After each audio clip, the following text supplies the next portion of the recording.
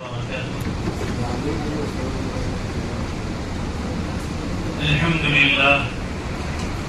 لله رب العالمين، والصلاة والسلام على أشرف الأنبياء والمرسلين سيدنا ونبينا ومولانا محمد وعلى آله الطيبين الطاهرين وأصحابه الأكرمين أجمعين وعلى من أحبهم وتبعهم بإحسان أجمعين إلى يوم الدين.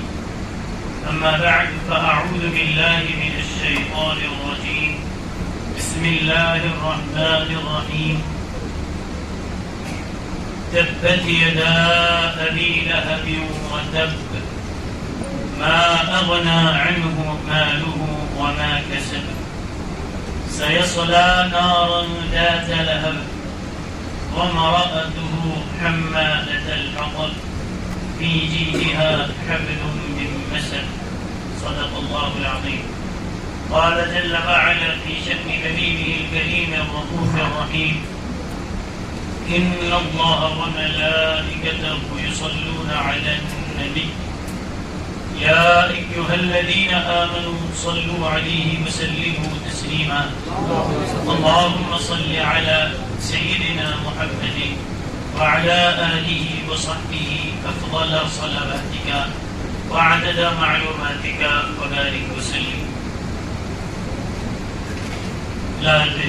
اس سے قبل سماعت فرما رہے تھے حضرت سے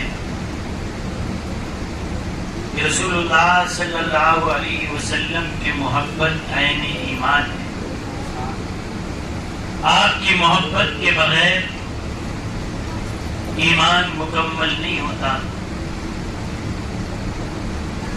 محبت آپ کے لیے، آپ کی ہمارے لیے ضروری ہے. اور آپ کی ذات بابرکت وہ ہے،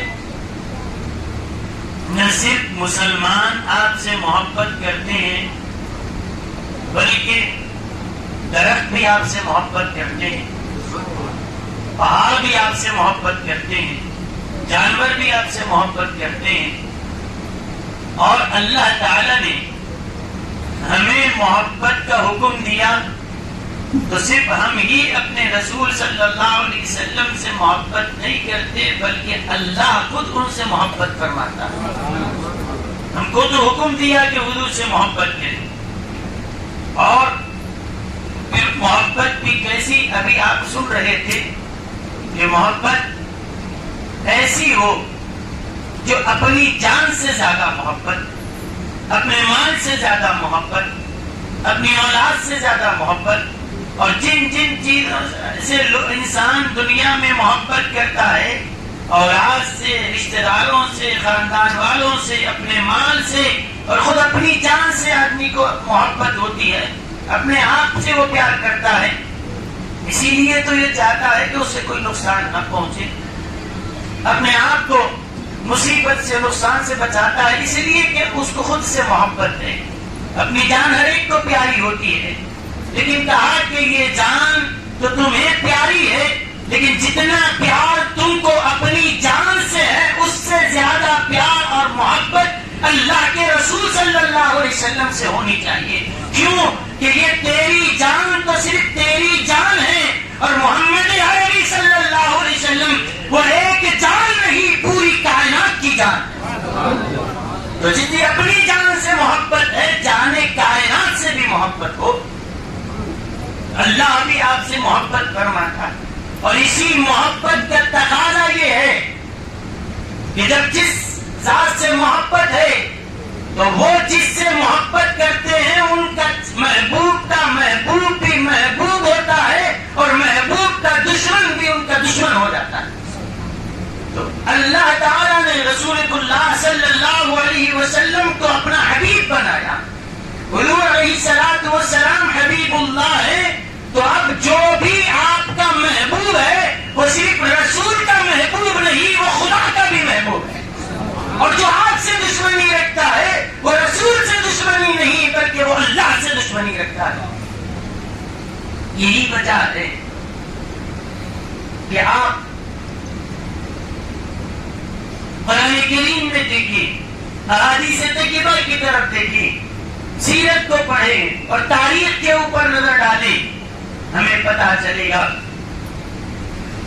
کہ وہ لوگ جنہوں نے رسول خدا صلی اللہ علیہ وسلم سے دشمنیاں کی اور آپ کی شان میں بے ادبیاں اور گستاخیاں کی، اللہ تعالیٰ نے ان سے کیسا بدلہ لیا اور ان کو کیسا عبرت کا نشان بنایا، میں چند اس کی مثالیں آپ کے سامنے رکھ رہا ہوں تاکہ یہ بات سمجھ میں آ جائے کہ مقام رسول صلی اللہ علیہ وسلم اور یہ اتنا آپ کا معاملہ اتنا نازک ہے کہ ذرا سی بے ادبی ہو جائے اور ذرا سے یہاں پہ غفلت آ جائے تو اللہ کا قہر نازل ہوتا ہے۔ یہاں پر قدم پھونک پھونک کر رکھنا ہے۔ حضور صلی اللہ علیہ وسلم کا سے محبت بھی ضروری، آپ کا ادب بھی ضروری ہے، اور پھر جو لوگ آپ سے نسبت اپنی جوڑ لیتے ہیں تو وہ تو اللہ تعالیٰ ان کو بلندیاں عطا فرماتا، جو جڑ گئے وہ بلند ہو گئے، اور جو آپ سے دشمنی کرتے ہیں اللہ تعالیٰ ان کے نام و نشان کو مٹا دیتا۔ یہ محبت کا تقاضا ہے۔ چنانچہ نبی کریم صلی اللہ علیہ وسلم نے جب عمومی طور پر اعلان فرمایا، اسلام کی طرف دعوت دی آپ نے، تو ایک دن آپ صفا پہاڑ پر چڑھے اور صفا پہاڑ پر کھڑے ہو کر آپ صلی اللہ علیہ وسلم نے لوگوں کو آواز دی، چونکہ زمانے جاہلیت میں صفا پہاڑ وہاں پر اہمیت رکھتا تھا۔ پہلے سے مسلمان وہاں جانے سے اور وہاں پر عبادت کرنے سے بعد لوگوں کے ذہنوں میں کوئی حرج محسوس ہو رہا تھا، اللہ نے اس کو دور کر دیا۔ دراصل بات یہ تھی کہ بہت زمانہ پہلے ایک شخص کسی عورت سے وہ محبت کیا کرتا تھا، اس سے جب اس کی ملاقات ہوئی تو اس نے حرم کعبہ کے پاس غلط ارادے سے اس عورت کی طرف ہاتھ بڑھایا۔ دیکھیے، گناہ تو گناہ ہے، گناہ تو گناہ ہے، لیکن عام مقامات پر کیے جائیں تو برائی ہے، لیکن کسی مقدس مقام پر جا کر گناہ کیا کرتا ہے تو گناہ کی سنگینی بھی اور بڑھ جاتی ہے۔ اس سے میں آپ کو ایک بات سمجھاتا ہوا آگے لے کر چلتا ہوں۔ گناہ تو گناہ ہے، شراب پینا گناہ ہے نا، تو شراب اگر گھر میں پی رہا ہے تو تب بھی گناہ ہے، اور کسی شراب خانے میں بیٹھ کے پی رہا ہے تب بھی گناہ ہے، لیکن اگر مسجد میں آ کر پیے تو سنگینی اور زیادہ بڑھ جاتی ہے۔ گناہ تو حرام ہی ہے، لیکن جگہ بدل گئی۔ عام مقامات پر گناہ کرنا اور حیثیت رکھتا ہے، لیکن کسی مقدس مقام پر جا کر وہاں گناہ کر رہا ہے تو گناہ کی سنگینی بھی اور خطرناک ہو جاتی ہے۔ ایسے ہی جو لوگ یہ سمجھتے ہیں کہ دعا کرنا ہو اللہ سے مانگنا اللہ ہی سے، تو پھر کسی بارگاہ میں جا کر، کسی ولی کی بارگاہ میں جا کر وہاں کیوں دعا کی جاتی ہے؟ دعا کرنا ہے اللہ سے کرنا ہے، وہ گھر میں بھی رہ کر ہو سکتی ہے، وہ اپنی مسجد میں بھی رہ کر ہو سکتی ہے، وہ جہاں چاہے وہیں رہ کر دعا تو کی جا سکتی ہے، لیکن ولیوں کے آستانے پر جا کر مانگنا اللہ ہی سے، لیکن وہاں جا کر کیوں مانگا جاتا؟ تو یاد رکھیے کہ جب حرام کام ہے، گناہ کا کام ہے، عام جگہوں پر کرے سنگینی الگ ہے، کسی نیک مقام پر بزرگ کسی مقدس مقام پر جا کر گناہ بھی کیا جاتا ہے تو گناہ کی سنگینی بھی بڑھا دی جاتی ہے۔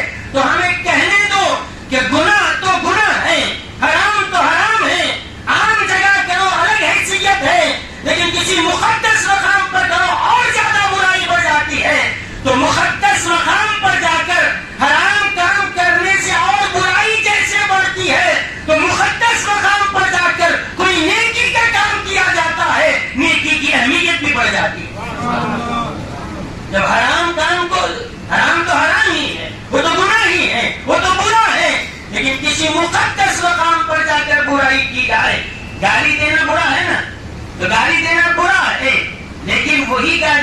اگر کوئی مسجد میں بیٹھ کر دے تو گالی تو حرام ہی ہے، لیکن مسجد میں دینے کی وجہ سے اس کی برائی اور سنگینی اور زیادہ سخت ہو جاتی ہے، اور زیادہ سخت ہو جاتی ہے۔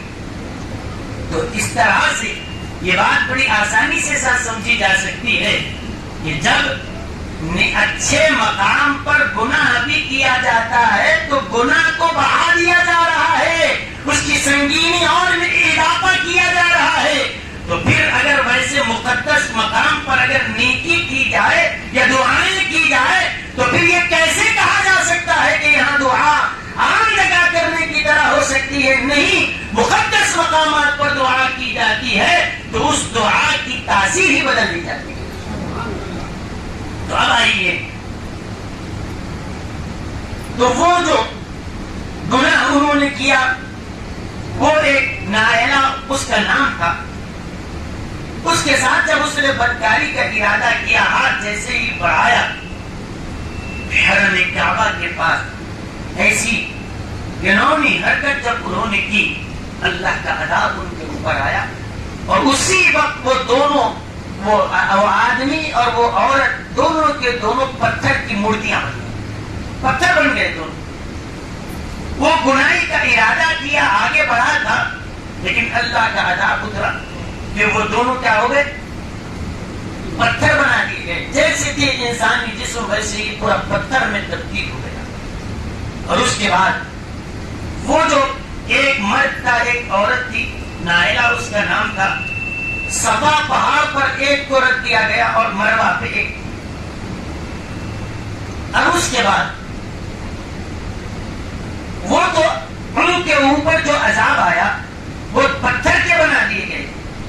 اللہ تعالیٰ نے ان کو پتھر کا اس لیے کر دیا تاکہ بعد میں آنے والے لوگ دیکھ کر سبق حاصل کریں، عبرت لے کہ دیکھو اس مقام پر گناہ کرنا اتنا خطرناک ہوتا ہے، اتنا سنگین ہو جاتا ہے کہ اللہ تعالیٰ نے ان پر عذاب نازل کیا، اور وہ قیامت تک آنے والے جتنے لوگ جب تک وہ باقی رہے دیکھتے رہے اور عبرت حاصل کرتے رہے۔ اسی لیے یاد رکھیے، مسجد میں جب حاضر ہوں، مسجد خدا کا گھر ہے، مسجد میں حاضر ہوں تو وہاں ادب و احترام ملحوظ رکھا جائے۔ مسجد میں جانے کے بعد دنیاوی باتیں نہ کی جائے، مسجد میں جانے کے بعد ادھر ادھر کی باتیں نہ ہوں، خیر کی بات ہو، دین کی بات ہو، شریعت کی بات ہو، اور ذکر و اذکار کیا جائے، قرآن کی تلاوت ہو، ورنہ دو چار آدمی ملے اور اس طرح سے باتیں کرنے سے عبادتیں ضائع کر دی جاتی ہیں۔ مسجد میں جانے کے بعد آدمی واپس آئے تو نیکیاں لے کے آنے کے بجائے ایسا واپس ہوتا ہے کہ اپنے سر پر اور گناہ ڈال کر آتا ہے۔ مسجد میں جانے کے بعد وہاں پر بڑی آواز سے گفتگو نہ کی جائے، مسجد کے ادب کا اور لحاظ رکھا جائے، احترام ملحوظ رکھا جائے مسجد کا، دنیاوی باتیں مسجدوں میں نہ کی جائے۔ احادیث کریمہ میں اس میں بڑی آئی ہے۔ اب اس کے بعد ان کے وہ جو نشانی کے طور پر صفا پر ایک، مروہ پر ایک، وہ دو مورتیاں ویسی ہی رہی۔ اب لوگ جو بعد میں آتے تھے دیکھتے تھے، سمجھ جاتے کہ دیکھو یہ بڑا احترام کا مقام، یہاں پر اگر کوئی گناہ کا ارادہ کرتا ہے یا بے ادبی کرتا ہے تو انجام کیسے ہوتا ہے، دیکھو پتھر کی مورتیاں بنا دی گئی، یہ دیکھتے تھے۔ لیکن اس کے بعد جیسا جیسا زمانہ گزرتا گیا، زمانہ جیسے جیسے آگے بڑھتا گیا، اس کے بعد لوگوں میں ایسی تبدیلی آئی، بجائے کہ اس کو دیکھ کے سبق حاصل کرتے، بعد کے زمانے کے جو لوگ آئے وہ لوگ اس کی پوجا کرنا شروع کر دی، حالانکہ وہ ان کو عذاب نازل ہوا تھا، ان پر پتھر کے بنا دیے گئے تاکہ لوگ دیکھ کر عبرت حاصل کریں، سبق حاصل کریں۔ لیکن ان مورتیوں کو دیکھ کر بعد میں آنے والا کوئی اس کی پوجا کرنا شروع کر دیا، پرستش شروع ہو گئی، یہاں تک کہ ان کو بعض لوگوں نے خدا کا درجہ دے دیا، اس کو معبود ماننے لگے، پرستش ہونے لگی۔ جب اسلام آیا یہ سارے باطل نظام کو اللہ کے رسول صلی اللہ علیہ وسلم نے ختم کر دیا۔ لیکن جب یہ بھی حکم آیا کہ صفا اور مروہ کی سعی کی جائے، صفا اور مروہ کی سعی کی جائے، تو پھر صحابہ کے دلوں میں یہ خیال آیا کہ اس مقام پر جہاں پر یہ ساری چیزیں ہوا کرتی تھی کیسے جائیں، کس طرح سے وہاں سعی کی جائے. ان کے دل میں یہ ایک جو حرج محسوس ہو رہا تھا، تلش تھی. اللہ تعالیٰ نے اس کو دور کر دیا. فرمایا ان الصفا والمروہ من شعائر اللہ. یاد رکھو صفا اور مروہ یہ دونوں اللہ کی نشانیاں ہیں، یہ مقدس پہاڑ ہیں، یہ شعائر اللہ ہیں. یہ الگ بات ہے کہ لوگوں نے وہاں پر غلط دھندے شروع کر دیے، یہ الگ بات تھی کہ وہاں پر لوگوں نے اس طرح کی خرافات کا وہاں پر انہوں نے آغاز کر دیا. لیکن فرمایا یاد رکھو صفا اور مروہ یہ اللہ کی نشانیاں ہیں. تم کو حکم دیا جا رہا ہے کہ یہاں دوڑو. اب رہا کہ یہ جو تمہارے دلوں میں جو بات آ رہی ہے، فرمایا فلا جناح علیہ ان یطوف بہما. تم یہ مت سمجھو کہ وہاں جانے کی وجہ سے کہیں ہم پر کوئی گناہ، ہم پر کوئی وبال نہ آئے. فرمایا تمہارا رب تم کو حکم دیتا ہے کہ یہ اللہ کی نشانیاں ہیں اور جاؤ. اگر وہاں پر کچھ وقت کے لیے کوئی گندی چیز رکھی بھی گئی تھی، لیکن آج میرا رسول علیہ السلام آ چکا ہے، انہوں نے ان ساری گندگیوں کو دور کر دیا ہے اور اس مقام پر تم جاؤ، وہ خدا کی نشانیاں ہیں، اس مقام سے تمہیں برکتیں ضرور نصیب ہوں. اس سے پتہ کیا چلا؟ ہمارے بزرگان دین نے، آپ حضرات ان علماء سے اور یہ صوفیاء کرام سے آپ وابستہ ہیں، اہل طریقت ہیں آپ حضرات.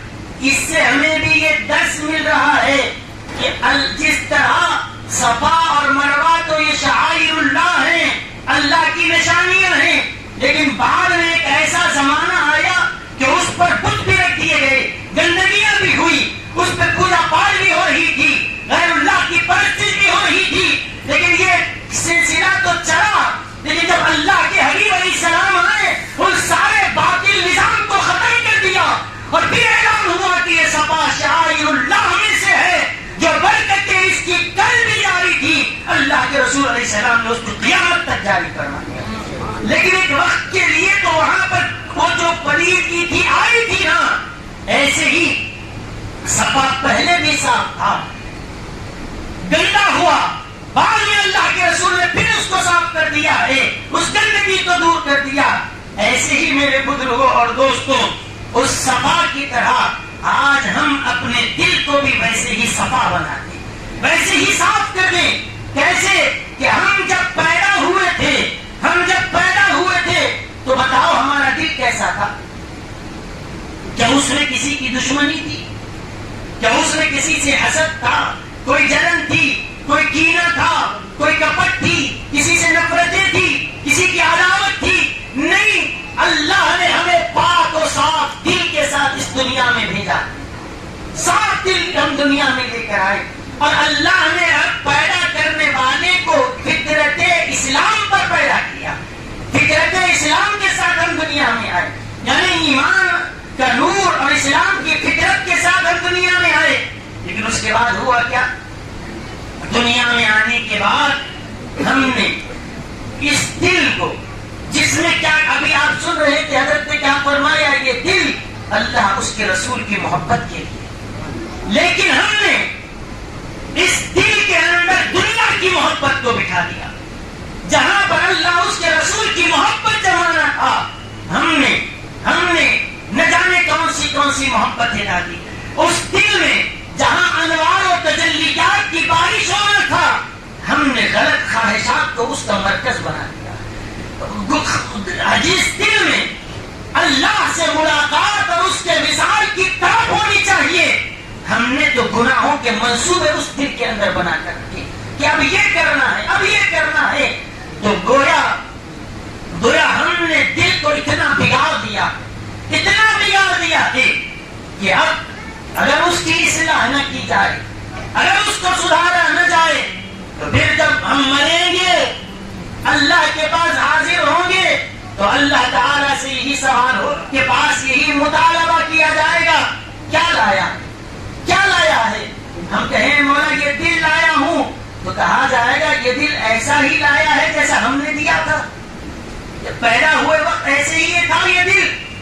تو مطالبہ ہوگا الا من اتى الله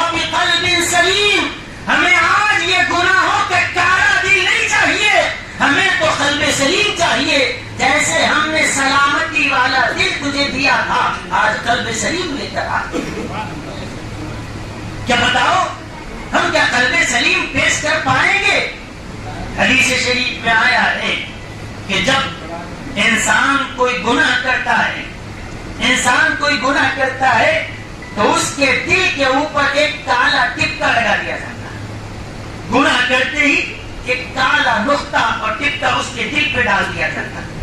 اس کے بعد ابھی موقع ہے، فوراً گناہ ہوتے ہی بے چین ہو گیا اور توبہ کر لیا، اللہ اس کے دل کو صاف بھی کر دیا، دل اس کا صاف کر دیا جاتا ہے. لیکن توبہ نہیں کیا، پھر اصرار کر رہا ہے، اور ایک گناہ کیا اور ایک ٹپکا پڑ گیا، اور ایک گناہ کیا اور ایک ٹپکا پڑ گیا. گناہ کرتے کرتے ادھر وہ گناہ کرتا جا رہا ہے، سیاہ نقطے پڑتے جا رہے ہیں، گناہ کرتا جا رہا ہے، سیاہ نقطے پڑتے جا رہے ہیں، اور سیاہ نقطے ڈالتے ڈالتے ڈالتے ایک وقت وہ بھی آتا ہے کہ پورا دل اس کا کالا اور سیاہ ہو کر رہ جاتا ہے. پورا دل جب کالا ہو جاتا ہے تو پھر اس کے بعد اللہ کی طرف سے اس پر مہر لگا دی جاتی ہے. اب ہزاروں تقریریں کرو، اس کے اوپر کوئی بات اثر نہیں کرتی، لاکھ دلائل دو، اس کے ساتھ سمجھ میں نہیں آتا. آج یہی وہ دلوں کی سیاہی ہمارے اوپر چھاتی جا رہی ہے. کتنے ایسے لوگ ہیں مسجدوں میں جاتے ہیں، ادا بھی ہو رہی ہے، ادا ہو رہی ہے، یا بسا اوقات جماعت کھڑی ہونے کے لیے بس 1-2 منٹ باقی ہیں، یا بسا اوقات تو جماعت کھڑی بھی ہو جاتی ہے. مسجد میں آتے ہیں اور مسجد کے طہارت خانے کو استعمال کرتے ہیں اور بغیر نماز ادا کیے کہ ویسے ہی واپس چلے جاتے ہیں. کیا ان کو یہ پتا نہیں کہ نماز ان کے اوپر فرض ہے؟ کیا ان کو یہ پتا نہیں کہ جماعت کھڑی ہوئی ہے؟ کیا ان کو یہ پتا نہیں کہ اللہ کا نام لیا جا رہا ہے؟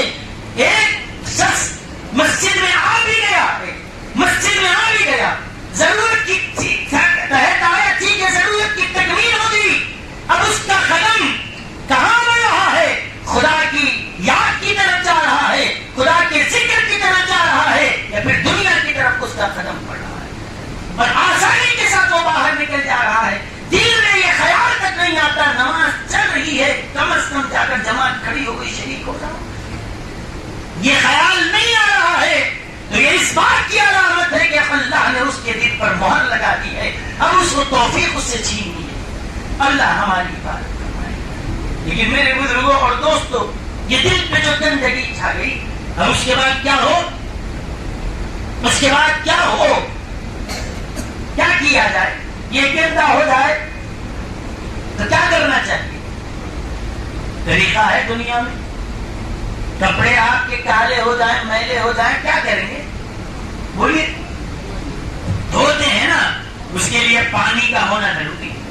پانی ہو تو دھوئیں گے نا، پانی ہونا ضروری ہے. اور پانی کا ہونا ضروری ہے. اور اس کے بعد پانی سے جب دھو دیں یا پھر کپڑوں کے اندر منہ کی بو آ جائے تو پھر اس کو سورج کی روشنی میں ذرا آپ دھوپ میں ڈال دیں. سورج کی شعاعیں جب اس کے اوپر پڑتی ہے تو اس کو سکھا بھی دے گی، اس کی بدبو کو دور بھی کر دے گی. ہوگا یا نہیں ہوگا؟ یہی ہوتا ہے نا دنیا میں. یہی طریقہ ہے، پانی سے دھو کر صاف کر دیا جائے. پانی کی ضرورت ہے اور سورج کی شعاع اس کے اوپر پڑے، اور وہ جب گرم شعاعیں اس کے اوپر پڑتی ہے تو اس کے اندر کی ساری بدبو کو ضائع کر دیتی ہے. تو ایسے ہی جب دل گندا ہو جائے، دل گندا ہو جائے تو کون سا پانی اس کے اوپر ڈالا جائے؟ صوفیہ کرام فرماتے ہیں اس کے لیے کسی سمندر کا، کسی تالاب کا، کسی باولی کے پانی کی ضرورت نہیں ہے. ندامت کا پانی، ندامت کے آنسو جو کسی گناہگار کی آنکھ سے نکلتے ہیں، یہ 2 قطرے اس کے گناہوں کو مٹنے کے لیے کافی ہے، دل کو صاف کرنے کے لیے کافی ہے. وہ پانی کہاں سے لائے؟ کہاں سے لائے؟ کہاں اندر سے طلب پیدا ہو. توبہ کے ذریعے توبہ کرے، ندامت کے ساتھ جب آنکھ سے آنسو نکلتا ہے تو وہ 2 بوند کافی ہے اس کی زندگی بھر کے گناہوں کی معافی کے، اس کے دل کی سیاہی کو دور کرنے کی. یہ معافی تو مل گئی، اب یہ گھس گھس کے نکالے کیسے؟ اس کو رگڑے کس سے؟ ہاں تو اس کے لیے بھی ہمیں ایسے ہی نہیں چھوڑ دیا گیا. کہا کہ یہ گندگی نکلے گی کیسے؟ میں جو جمع ہوا ہے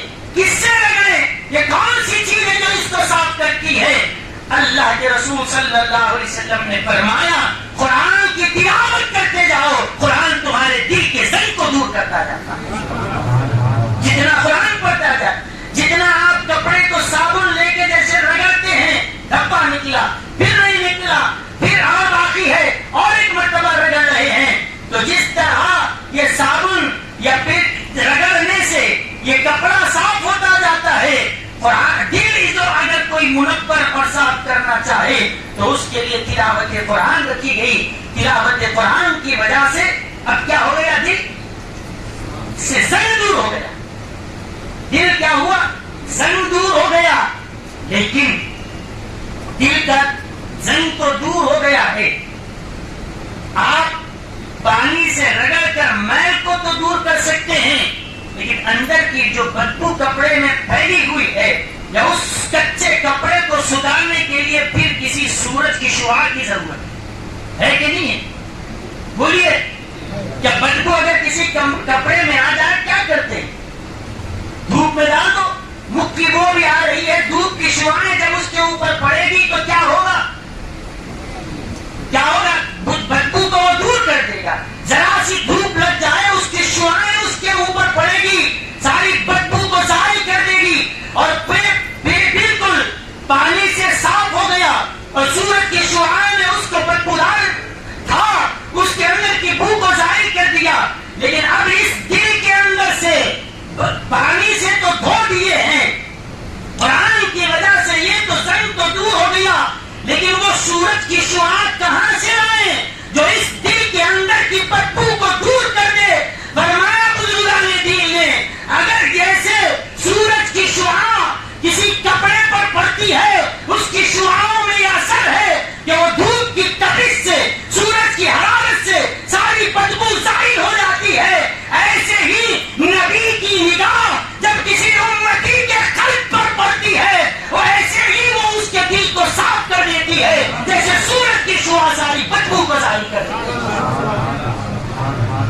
آپ کہیں گے حضور صلی اللہ علیہ وسلم وہ تو مدینہ منورہ میں ہیں، ہم تو ہندوستان میں، ہم حیدرآباد میں، اب سکندرآباد میں، وہ مدینہ طیبہ میں ہیں، تو کیا مدینہ میں طیبہ میں وہ ہوں اور ہم یہاں ہندوستان میں یا اپنے ملک میں جہاں کہیں ہیں وہاں رہیں، تو پھر جائیں کیسے؟ اس کو خرید کیسے جائیں؟ تو آپ کو یہی جواب دیا جائے گا، سورج کی سے فیض لینے کے لیے آپ کو جانے کی ضرورت نہیں ہے، بس سورج سے توجہ کرنے کی ضرورت ہے۔ متوجہ ہو جاؤ، سورج اپنے مقام پر رہ کر پوری دنیا کو نواز سکتا ہے، تو مجھے کہنے دو، دنیا کا یہ آفتاب اپنے مقام پر رہ کر اپنی پوری شعاعیں دنیا بھر میں پھیلا سکتا ہے، تو مدینے میں ظاہری آفتاب نہیں، نبوت کا آفتاب جب چمکتا ہے، امتی دنیا میں جہاں کہیں رہے نبوت کی کرنیں ضرور اس کو فیضیاب کرتی ہیں۔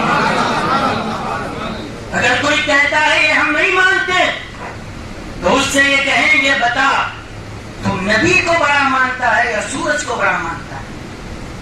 سورج تو جب چمکے تو مشرق میں رہنے والے کو بھی اپنی شعاعیں دے رہا ہے، مغرب میں رہنے والے کو بھی اپنی شعاعیں دے رہا ہے، شمال والے کو، جنوب والے کو، شہر والے کو، گاؤں والے کو، جنگل والے کو، صحرا والے کو، حتیٰ کہ سمندر کے اندر رہنے والوں کو بھی وہ اپنی شعاعیں سے فیض دیتا جا رہا ہے۔ اور سورج کتنے ہیں؟ ایک ہی سورج، ایک سورج اپنے مقام سے چمک کر جہاں جہاں بھی اس کا وقت ہے چمکنے کا، ہر جگہ اپنی کرنیں پھیلا کر ہر جگہ اپنا فیض جب دے سکتا ہے، تو نبوت کا آفتاب جب چمک رہا ہے تو کیا اس کی کرنیں سب جگہ متوجہ نہیں؟ سورج جب جنگل میں بھی پہنچ رہا ہے، سمندر میں بھی اس کی کرنیں پہنچ رہی ہے، قریے میں، شہر میں، ہر جگہ جب اس کی کرنیں پہنچ سکتی ہے تو ہمیں بھی یقین ہے ہم دنیا کے کسی علاقے میں رہ کر اور آج اس خانقاہ میں رہ کر اپنے نبی کی طرف متوجہ ہوں اور یا رسول سلام علیکہ ہم یہاں پر ہیں، اس سورج کی کرنیں ہمارے دلوں کی طرف بھی متوجہ ہو سکتی ہیں۔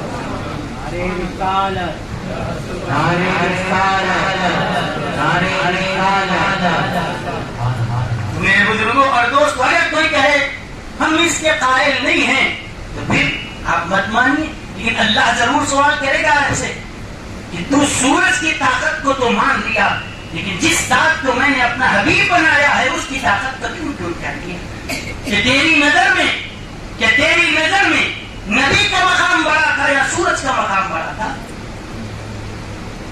سورج کا کوئی کہے نہیں، ابھی سوچ میں ہے نہیں نبی کا مقام بڑا ہے یا سورج کا مقام بڑا ہے۔ اگر یہ سوچ رہا ہے کہ نبی کا مقام بڑا ہے یا چاند کا مقام بڑا ہے، اللہ نے ایسا کا علاج بھی کر دیا کہ حبیب کوئی ایسا سوچنے کے لیے اپنا ذہن تو لے جائے ہی نہیں، ایک بار اشارہ کر کے چاند کے تو ٹکڑے بھی کر دو، ایک بار حکم دے کے ڈوبے ہوئے سورج کو پلٹا بھی دو، تاکہ قیامت تک آنے والوں کو پتا چلے کہ نبی کو اللہ نے وہ مقام دیا ہے، سورج بھی ان کی غلامی کرتا ہے، چاند بھی ان کی تابعداری کرتا ہے۔ تو جس کے اشارے پہ چاند دو ٹکڑے ہوتا ہے، جس کے اشارے پہ ڈوبا ہوا سورج پلٹ آئے، کیا اب بتاؤ طاقت نبوت کی زیادہ ہے یا سورج کی زیادہ ہے؟ طاقت سورج میں زیادہ ہے یا رسول علیہ السلام کی رسالت میں زیادہ ہے؟ تو ماننا پڑے گا۔ اچھا پھر ٹھیک ہے،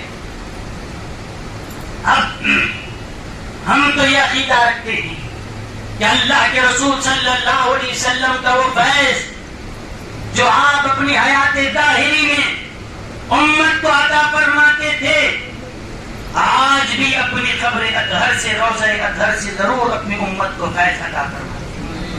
اس فیض کے عطا کرنے میں کوئی فرق نہیں ہوا، چاہے حیات سے پہلے ہو یا حیات کے بعد ہو، نثار مبارک کے بعد، اس میں کوئی فرق نہیں ہے۔ لیکن ہمارے آقا علیہ السلام نے اور بھی کرم فرمایا، کہا کہ جہاں کہیں رہو متوجہ ہو جاؤ گے فیض تو ضرور ملے گا، لیکن قریب سے اگر فیض حاصل کرنا چاہتے ہیں تو کبھی آ جاؤ مدینہ طیبہ، وہاں حاضر دے کر بھی فیض لے سکتے ہیں، لیکن ساتھ میں یہ بھی کرم کیا اگر وہاں نہیں آ سکتے ہم اپنا جانشین تمہارے پاس بھیجتے ہیں، جو پیر کامل ہوتا ہے وہ نبی کا جانشین ہوتا ہے، وہ نبی کا جانشین ہوتا ہے۔ ہاں یہاں رہ کر بھی تو فیض لیتے ہیں، لیکن پیر کی خدمت میں جائیں تو فیض بھی ملتا ہے، صحبت بھی نصیب ہوتی ہے۔ تو یہ قلب پر جو توجہ وہ پیر ڈالتے ہیں اس کا اثر یہ ہوتا ہے جیسے سورج اپنا اثر ڈال کر دل کے اندر کی، کپڑے کے اندر کی بدبو کو دور کر دیتا ہے۔ جو گندگی زمین پر پڑی ہے، سورج کی شعاعیں اس پر پڑ جائے تو وہ گندگی کی بدبو کو وہ ظاہر کر دیتا ہے۔ اسی لیے یاد رکھیے، یہ صرف طریقت ہی کی بات نہیں، شریعت بھی یہی کہتی، شریعت بھی یہی کہتی۔ آپ یہ بتائیے کہ اگر آپ جنگل میں جا رہے ہیں، تو کسی بھی جنگل میں جب آپ وہاں کھڑے ہیں، نماز کا وقت ہو گیا، آپ نماز پڑھ سکتے ہیں جنگل میں؟ نہیں پڑھ سکتے؟ بولیے، پڑھ سکتے ہیں۔ کیوں پڑھ سکتے ہیں؟ اور یہ بھی یاد رکھیے، ہم سے پہلے والوں کو ایسے جہاں چاہے نماز پڑھنے کی اجازت نہیں دی اجازت۔ ان کے پیغمبر ایک مقام کی نشاندہی کر دیتے، بس یہی کرنا، جیسے ہم کو طواف کرنا ہے یہاں رہ کر سکتے ہیں، یہاں رہ کر طواف ہو سکتا ہے؟ نہیں، اس کے لیے وہاں جائیں گے ہی تو ہوگا، عمرے کے لیے جانا ہوگا، حج کے لیے جانا ہوگا، یہاں رہ کر نہیں کر سکتے۔ ایسے ہی نماز کے لیے اسی مقام پر جا کر پڑھنا ہوتا جہاں نبی نے نشاندہی کر، اس سے ہٹ کر نہیں کر سکتے تھے، انہوں جو فکس کیا بس وہی۔ لیکن اللہ کے رسول سیدنا محمد رسول اللہ صلی اللہ علیہ وسلم جب آئے اس دنیا میں، آپ نے اعلان فرمایا جعلت لی الارض مسجدا وطہورا۔ اب تک تو کسی خاص مقام پر نماز پڑھنے کی اجازت تھی، اب میں آ گیا، اللہ نے پوری زمین کو مسجد بنا دیا، پوری زمین مسجد ہے، جہاں چاہے نماز ادا کرو، ادا ہو جائے، مگر شرط یہ ہے جگہ پاک ہو۔ شرط کیا ہے؟ شرط کیا ہے کہ جگہ پاک ہو؟ اب بتائیے، آپ کے پیشاب لگ جائے، بچہ کو پیشاب کر دیا تو کیا کریں گے؟ باقی کا طریقہ کیا ہے کہ اس کو بولیے دھو لیا جائے. جسم پہ گندگی لگ جائے، باقی کا طریقہ یہ ہے کہ اس کو دھو لیا جائے. لیکن اگر زمین کے اوپر کوئی جاتے جاتے کسی بکری نے پیشاب کر دیا، یا کسی گائے بھینس یا کسی جانور نے پیشاب کر دیا، کیا اس کو بھی نچوڑ کے دھویا جا سکتا ہے؟ کیسے دھو؟ کیسے دھو؟ اچھا ٹھیک ہے، ہم تو جنگل سے گزر رہے ہیں، ہم جہاں نماز پڑھنا چاہتے ہیں، کیا آپ کو معلوم ہے کہ آپ سے پہلے وہاں پر کوئی جانور نے پیشاب، غلاظت ہو تو پھر بھی دکھائی دے گی، پیشاب اگر کرتے گیا تھا تو جاتے جاتے کوئی جانور پیشاب کر دیا اس زمین پر، کیا آپ کو نماز پڑھنے سے پہلے آپ اس بات کی گارنٹی دے سکتے ہیں کہ میں جس جگہ پر نماز پڑھ رہا ہوں میرے سے پہلے کوئی جانور نے یہاں پیشاب نہیں کیا؟ آپ کو معلوم ہے، آپ تو جاتے جاتے رکے نماز پڑھنے کے لیے. کیا پھر اس اور نماز کے لیے جگہ کا پاک ہونا ضروری ہے؟ تو آپ کے وہاں پر ہم سے پہلے کوئی جانور نے پیشاب کیا یا نہیں کیا، وہ جگہ پاک ہے یا ناپاک ہے، کیسے معلوم ہوگا؟ کیسے پتا چلے گا؟ شریعت مطہرہ کہتی ہے، حدیث مبارک میں آیا ہے، طہارت الارض یبسھا، زمین کی پاکی یہ ہے کہ اگر وہ سوکھ جائے تو سمجھو پاک ہے. اگر کسی مقام پر پہلے کوئی جانور گزرا تھا، پیشاب کر دیا، اب تو کچا تھا لیکن اس کچے پہ آپ نماز نہیں پڑھ سکتے، اس کے بعد سورج نکلا، سورج کی کرنیں اس کے اوپر پڑی، یہاں تک کہ زمین سوکھ گئی، شریعت یہ کہتی ہے کہ یہ زمین پاک ہے تو نماز وہاں پر ادا کر سکتا ہے. کیوں؟ زمین کی پاکی یہی ہے کہ وہ سوکھ جائے تو اس کا سوکھنا کیا ہے؟ یہ اس کو پاک کر دیتا ہے. پاکی یہی ہے کہ وہ سوکھ جائے. تو مجھے یہ بات آپ سمجھ لیں، یہ شریعت کا حکم ہے کہ سورج جب چمکتا ہے اس کی شعاعوں میں اللہ نے یہ اثر رکھا ہے کہ کچے پہ پڑے تو اس کو سکھا دے، ناپاک پہ پڑے تو پاک کر دے. تو پھر ہمیں یہ سمجھنے کے لیے بڑی آسانی ہے، ایک سورج کی شعاع ناپاک کو پاک بناتی ہے تو پھر ایک کامل کی نگاہ ناپاک دل کو پاک کیوں نہیں بنا سکتی؟ ایک نبی کی نگاہ جب کسی کے قلب پہ پڑ جائے، ہمیں یقین ہے سورج کی شعاع ناپاک کو پاک کرتی ہے تو نبی کی نگاہ فیض بھی ناپاک دلوں کو پاکی عطا فرماتی، فیض عطا فرماتی. اسی لیے اچھا ایک دن سورج نکل کر چمکنا ضروری ہے کہ 10-15 دن تک اس کو دے؟ بولیے کیا حکم ہے؟ ایک بار بھی ہو جائے سوکھ گیا ختم. تو ایک بار اگر اس پر سورج کی کرنیں پڑ گئی، سکھا دیا، ناپاک کو پاک کر دیا، ایک کرن میں اور ایک وقت سورج کی کرنیں اس پر گرنے نے اس جگہ کو پاک کر دیا، نجاست کو ظاہر کر دیا، ناپاک تھی، اب تک نماز نہیں پڑھ سکتے تھے، اب نماز پڑھنے کے قابل بنایا. اسی لیے یاد رکھو، ایک نگاہ کا فیض جب اتنا عطا کر رہا ہے تو کبھی صحابہ کے خلاف زبانیں نہ کھولو. وہ ایک مرتبہ نگاہ نبوت سے فیض نہیں پائے، وہ ہر دن نگاہ نبوت میں رہا کرتے تھے، وہ ہر رات نگاہ نبوت میں رہا کرتے تھے. اس نگاہ کا فیض یہ ہے کہ ایک بار پڑ جائے، ناپاکوں کو پاک بنا دے اور ساری گندگیوں کا ازالہ فرما دے.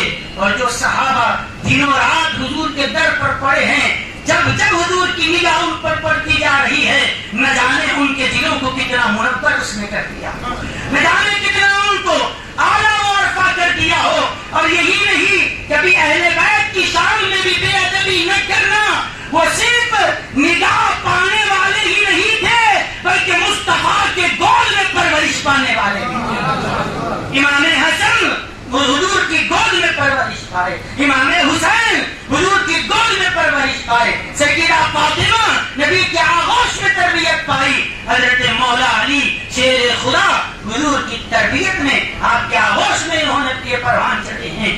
تو نگاہ سے فیض دیا ہے ان کو، اور اپنی معیت اور خصوصی فیض سنگت سے بھی اللہ کے رسول صلی اللہ علیہ وسلم نے انہیں نوازا۔ تو میرے بزرگوں اور دوستوں،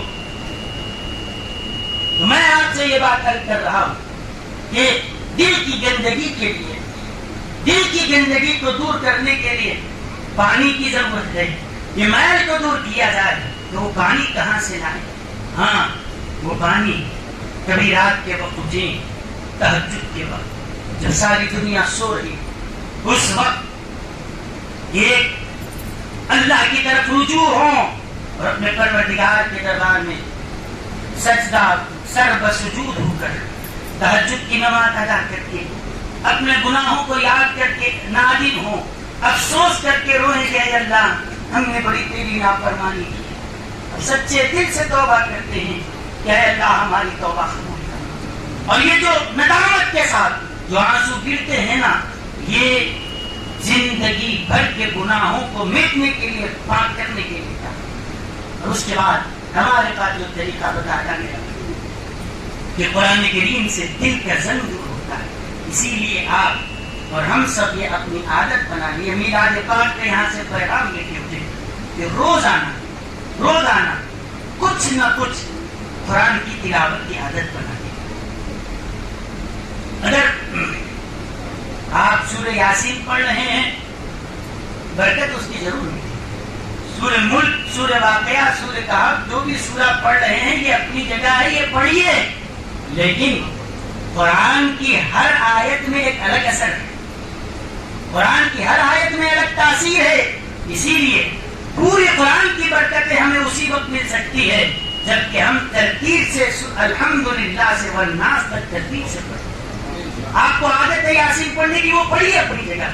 آپ کو عادت ہے سورہ واقعہ، ملک، رحمان پڑھنے کی، وہ پڑھیے اپنی جگہ، اس کا فیض ضرور ہے، لیکن دیگر صورتوں کا بھی اپنا فیض ہے۔ ہر آیت کا ایک اپنا نیا جمال ہے، اپنا ایک نیا رنگ ہے، اپنا ایک الگ تاثیر ہے۔ تو اسی لیے قرآن کریم اول تا آخر پڑھنے کی عادت ڈالیں۔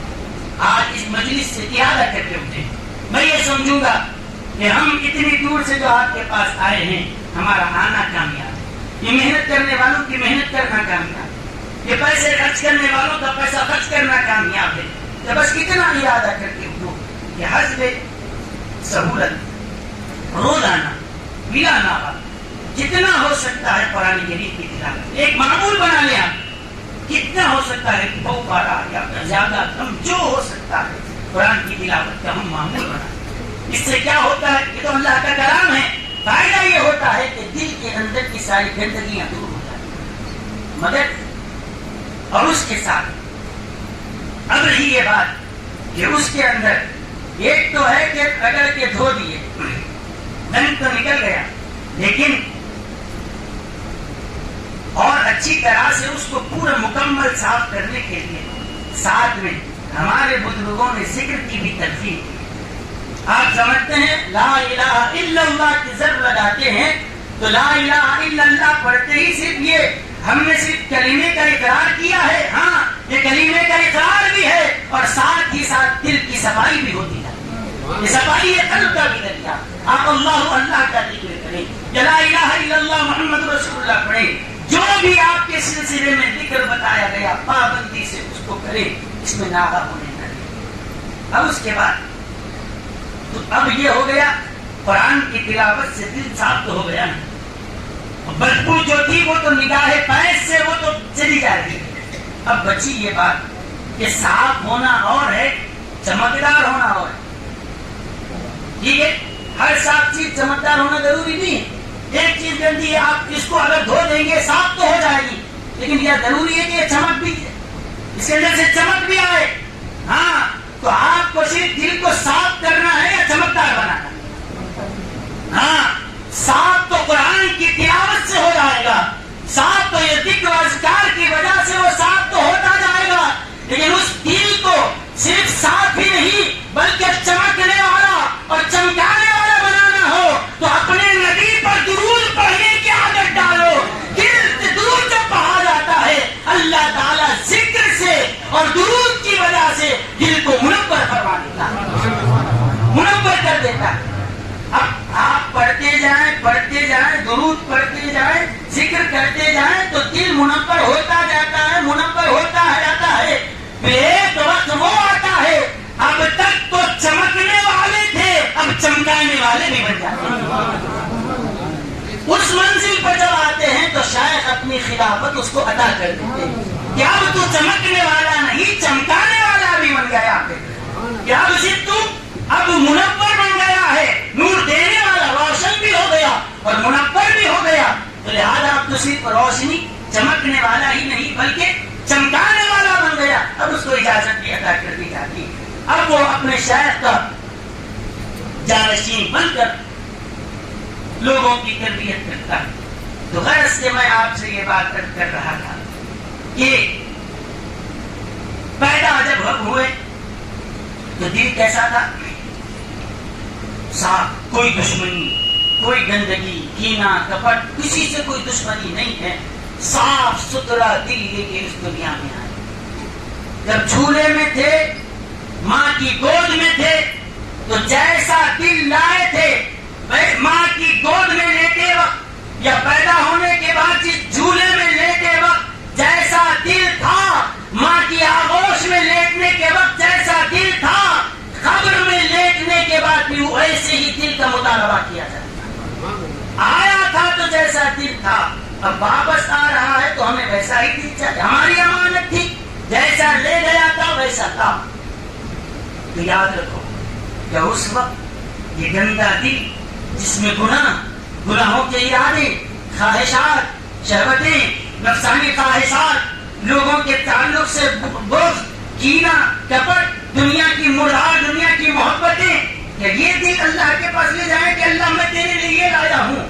نہیں, ایسا دل لے جاؤ کہ خدا کی دربار میں پیش کرو تو وہ دل سے صدا آنے لگے اللہ اللہ کی, وہ دل سے صدا آنے لگے محمد رسول اللہ صلی اللہ علیہ وسلم. ایسے دل کا وہاں مطالبہ کیا جاتا تو اپنے دل کی, قلب کی صفائی کی طرف توجہ کی جائے. اللہ کے رسول صلی اللہ علیہ وسلم نے ارشاد فرمایا کہ دیکھو میاں, اگر جو لوگ نماز کے لیے جاتے ہیں, جمعہ کی نماز کے لیے جب جاتے ہیں, سارے مسلمان جاتے ہیں, نماز کو جانے سے پہلے غسل کر کے جاتے ہیں. اب بعض لوگ وہ ہیں جو جمعے کو جمعہ پابندی سے غسل کرتے ہیں, بعض لوگ وہ ہیں جو ایک دن آڑے کرتے ہوں گے, کچھ پانی نہاتے ہوں گے, کچھ لوگ وہ ہیں ہر دن صبح آفس کو جانے سے پہلے پانی نہا کے جاتے ہیں یا آتے ہی پانی نہاتے ہیں. اب بتائیے وہ شخص جو روزانہ پانی نہاتا ہے کیا اس کے جسم سے بدبو آئے گی؟ نہیں آئے گی. آئے گی؟ اچھا, روزانہ ایک مرتبہ پانی نہانے والے کے پاس سے بدبو آتی ہے؟ نہیں آتی. اچھا, اب حضور علیہ السلام فرماتے ہیں کہ اگر روزانہ 5 مرتبہ اگر کوئی پانی نہائے, صبح بھی نہ رہا ہے, دوپہر کو بھی نہ رہا ہے, پھر 5 بجے بھی ایک نہ رہا ہے, پھر سورج ڈوبنے سے ڈھلتے ہی نہ رہا ہے, پھر رات میں سونے سے پہلے بھی ایک بار نہ رہا ہے, کیا اس کے جسم سے کوئی بدبو آئے گی؟ کیا کوئی میل باقی رہے گا؟ اور پھر کیسے؟ اب بولیں گے 5 دن کون نہاتے مساف پانی جو ہو رہے ہیں کہ حضور علیہ السلام نے فرمایا کہ دیکھو پانی لینے کے لیے اس کو وہاں جا کے سینچ کے لانے کی ضرورت نہیں ہے, اس کے گھر کے پاس سے نہر بہ رہی ہے, پانی کی نہر اس کے گھر کے پاس سے گزر رہی ہے. آسان ہے, پانی بہ رہا ہے, نہاتا جا رہا ہے, پانی بہتا جا رہا ہے, نہاتا جا رہا ہے. یعنی پانی لینے کے لیے کوئی مشقت نہیں ہے, نہر خود اس کے گھر کے پاس سے آ رہی ہے اور 5 بار نہ رہا ہے, صبح, دوپہر, شام, سونے سے پہلے اٹھتے ہی نہ رہا ہے. کیا بتاؤ کوئی گندگی رہے گی؟ کیا کوئی اس پہ میل رہے گا؟ کوئی بدبو آئے گی؟ نہیں آئے گی. فرمایا اسی طرح الصلوات الخمس, 5 وقت کی نمازوں کی بھی یہی مثال ہے کہ جیسے دل میں 5 بار نہانے کی وجہ سے کوئی گندگی باقی نہیں رہتی, خدا کے دربار میں حاضر ہو 5 وقت کی نماز پڑھنا ایسے ہی ہے کہ جیسے 5 وقت پانی نہانے سے میل دور ہو گیا ہے, کوئی بدبو باقی نہیں رہتی. 5 وقت نماز پڑھنے سے بھی اللہ ایسے ہی گناہوں سے پاک کر دیتا ہے. اب کہیں کہ پانی لائیں گے, مشقت سے بالٹی اٹھائے کون, لائے کون؟ فرمایا یہ پانی تجھے جا کر لینا نہیں ہے، یہ خدا کی رحمت چل کر تیرے دروازے کے پاس آ گئی، تجھے جانا نہیں ہے وہ پہلے والی امتوں کے لیے جا وہیں جا کر نماز پڑھ جہاں نبی نے مقام مقرر کیا، نہیں، بس گھر سے نکل 4 قدم پہ مسجد ہے وہاں چلا جا۔ فرمایا ان کی مثال ایسی ہی ہے جیسے دن میں 5 بار نہانے والے کے اوپر کوئی گناہ نہیں رہتا، وہ میل باقی نہیں رہتا، ایسے ہی دن میں 5 وقت نمازوں کی پابندی کرنے والا بھی ایسے ہی ہے، میں اس کو جلد سے پاک بتا دوں۔ تو اس کے بعد یہ گندگی تھی، بس میں اختتام کی طرف آ رہا ہوں، کیونکہ جو بات شروع کیا تھا وہ ختم کر دیتا، پھر تو وہ ادھوری رہ جائے۔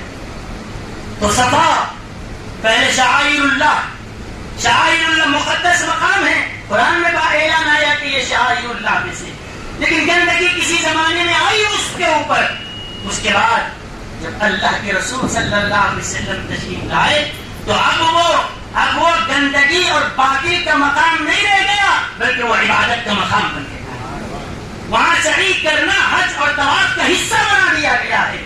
اب اللہ کے رسول صلی اللہ علیہ وسلم جب تشریف لائے تو اب وہ وہاں پر اب کیا ہو گیا معلوم آپ کو؟ صفا ہو کہ مروہ ہو، وہ دعا کی قبولیت کا مقام بن گیا۔ اگر صفا کے پاس کھڑے ہو کر کوئی دعا کرتا ہے اللہ وہ دعا رد نہیں کرتا، وہ مقبول بنا دیا۔ تو اب تک تو کچھ اور تھا، لیکن نبی آئے تو گندے کو ایسے ہی گندا نہیں رکھا، اپنی نبوت سے ایسا فیض دیا اور ایسی تدبیر آپ نے اختیار فرمائی ہے کہ جو کل تک باطل کا نظام جہاں سے رائج تھا اسی کو دعا کی قبولیت کا مقام بنا دیا۔ قرآن اعلان کرتا ہے ان الصفا والمروہ من شعائر اللہ، صفا اور مروہ اللہ کی نشانیوں میں سے ہے۔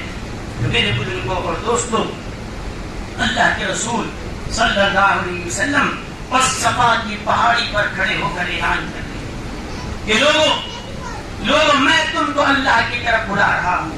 آپ نے نبوت کا کے لیے عام عمومی جو دعوت تھی اس کے لیے آپ نے صفا پہاڑی کا انتخاب فرمایا، اور پھر اس سے ہمیں یہ چیز سمجھنی ہے کہ جس طرح اللہ کے رسول صلی اللہ علیہ وسلم کے آنے سے پہلے وہاں گندگی تھی، مصطفیٰ آئے تو پھر وہ صفا کو بھی صفا نصیب ہوا ہے، مصطفیٰ آئے تو اس مقام کو بھی طہارت ملی ہے، وہ مقام بھی عظمتوں والا اور برکتوں والا بنایا گیا، قیامت تک اس کی عظمتیں اور برکتیں باقی رہے گی۔ ہم بھی اگر درود پاک کی کثرت کریں، اپنے آپ کو گنبد خضرا کے مکی کی طرف متوجہ کر دیں اور یہ یقین رکھیں کہ جب سورج وہاں نہ جانے کتنے 1000 کلومیٹر کی دوری پر وہ سورج ہے اور وہاں رہ کر وہ اپنی زمین کے اندر کی گندگی اور بدبو کو دور کر سکتا ہے، تو میرا نبی مدینہ منورہ میں رہ کر اپنی امت کی دلوں کی گندگیوں کو بھی دور فرما سکتا ہے، امت کے ناپاک خلوق کو طاہر اور تطہیر بنا سکتے ہیں، اور اس یقین کے ساتھ متوجہ ہوں کہ یا رسول اللہ جب سورج کی شعاع زمین کو فیض دے سکتی ہے تو آپ کی نگاہ کا فیض میرے دل کو فیض کیوں نہیں دے سکتا؟ آپ کی نبوت کی نگاہ بس ایک نظر بس اس قلب پر پڑ جائے، ہمیشہ کے لیے میرا دل پاکیزہ اور تقی و منور ہو سکتا ہے۔ اس کے لیے متوجہ بھی ہوں، لیکن یاد رکھیے سورج تو باہر نکل کر اپنی روشنی بکھیر رہا ہے، اگر کپڑا گھر کے اندر چھپا کے آپ رکھیں گے تو سورج کا فیض ملنے والا نہیں، سورج کا اس میں کوئی دوش نہیں ہے، آپ کی غفلت ہے کہ آپ اس کے طالب نہیں بنے، آپ چھپ کر رہے اس کے فیض سے محروم رہے، لیکن جو طالب بن کر باہر میدان میں آ گیا وہ محروم نہیں کر دیا جاتا، وہ نواز دیا جاتا ہے، وہ عطا کر دیا جاتا ہے۔ ہم ان محافل میں حاضر ہو رہے ہیں تو یہ نیت کے ساتھ آئیں کہ اپنے رسول علیہ الصلوۃ والسلام کے فیض کی ایک کرن اگر ہمارے دل کے لیے مل جائے، نصیب ہو جائے، تو یہ ہمارے دین و دنیا کے لیے کافی ہے۔ اللہ تعالیٰ سے میں دعا کرتا ہوں کہ پروردگار عالم ہمارے جمع ہونے کو قبول فرمائے، اور جو حضرات اس سلسلے میں محنتیں فرما رہے ہیں اللہ تعالیٰ ان تمام کو جزائے خیر عطا فرمائے، اور جو مقصد لے کے اٹھے ہیں اس مجلس کے جو بانی ہیں اور جو آج بھی جو کام کر رہے ہیں ان سب کا مقصد یہی ہے کہ بس امت کے دلوں میں اپنے رسول کی محبت پیدا کی جائے. یہ محبت اگر پیدا ہو جائے تو پھر کیا دنیا کا نقشہ بدلا جا سکتا ہے, دنیا میں انقلاب پیدا کیا جا سکتا ہے کہ قوت عشق سے ہر پست کو بالا کر دے, دہر میں اسم محمد سے اجالا کر دے. صلی اللہ تعالی وسلم علی خیر خلقہ سیدنا محمد وعلی آلہ وصحبہ اجمعین والحمد للہ رب العالمین.